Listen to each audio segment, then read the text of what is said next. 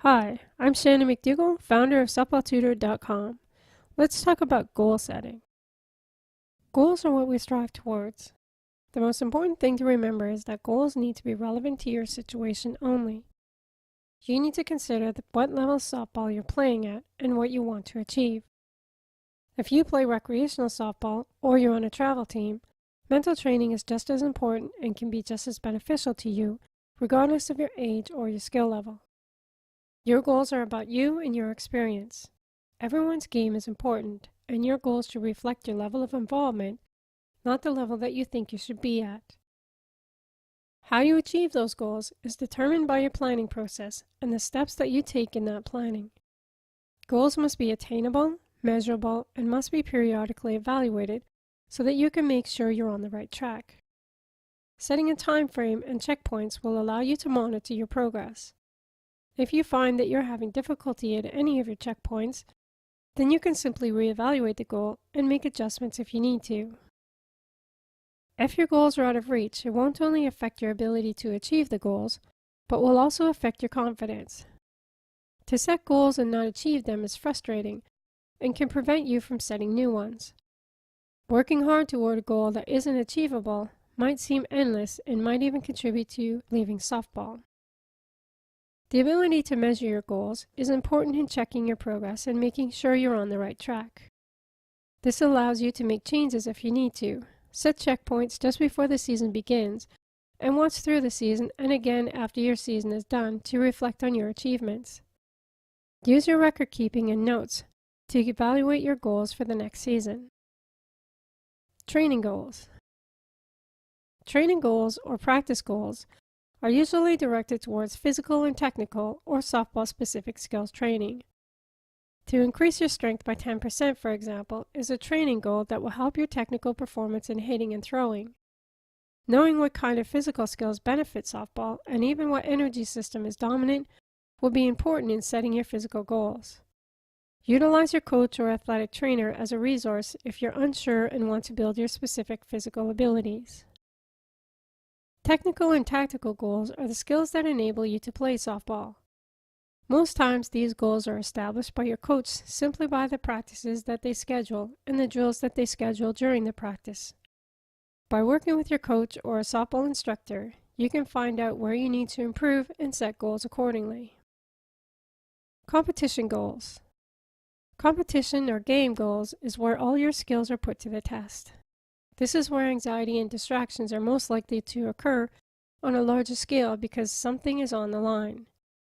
Add to that the difficulties that come with low confidence and being afraid to perform poorly. This will become the focus instead of feeling the excitement of having fun and performing well. Goal setting or competition should refer to the execution of softball skills under stressful situations and keeping your focus through distractions. By having specific goals set for your competition, it can help you to focus more on the process or just competing, instead of worrying about the outcome. Worrying about the score can create doubt and fear of failure. Personal goals that are simple and focus on your process will help you to enjoy everything you like about this great game. Your ability to use mental skills during competition will depend on the activities done during the preseason games and training sessions. Even though you can train by using simulation, the actual real situation can only be experienced during the actual event. By working through the exercises before the season begins, your transition into using these skills during the competitive season will be smooth and effortless. I've broken down goal setting into the physical, technical, and mental goals so that you can break your own goal setting into smaller parts. Be as detailed as you can with the dream goals, preseason goals, and the season goals so that you can focus on the most relevant things at the most relevant times. Physical goals are goals that you want to achieve that affect the physical part of softball, such as speed, strength, flexibility, and agility. This type of work is generally done in a gym or on the field and does not necessarily need softball equipment to train.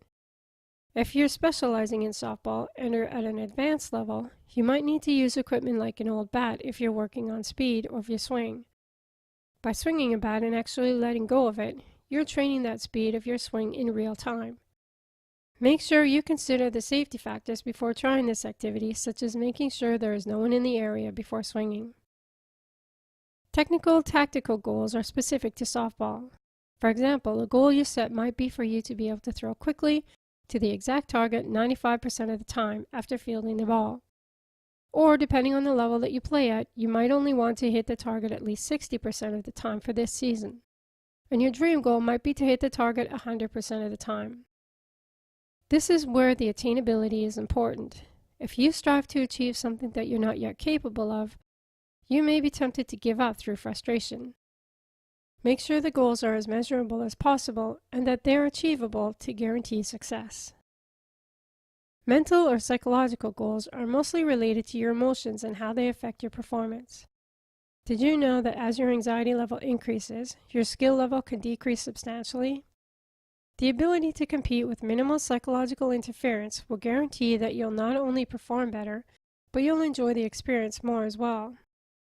You'll find that many of the mental training skills you learn through this application will be very useful in your daily life as well.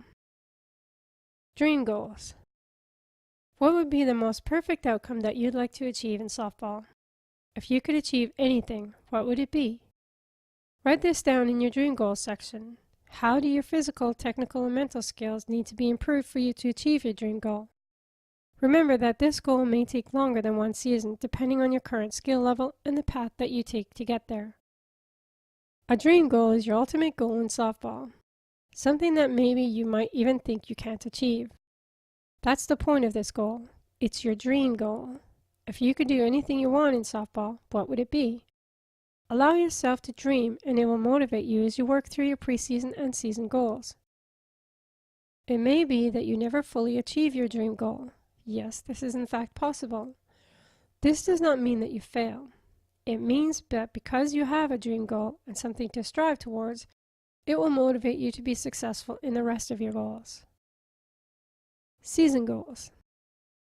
Using your dream goal as a guide, what do you want to achieve during this season? Being able to break down your physical, mental, and technical skills will make it easier to focus on the one thing at a time without being overwhelmed by your dream goals. You'll be focusing on the details of the process for the season and not the outcome of the dream goals. Again, make sure you use the goal-setting principles of having goals that are attainable, measurable, and adjustable. Competition goals. Now this is the time to break your goals down even further into specific, attainable, and measurable goals. The goals for your training session or competition need to be achieved during the specific session.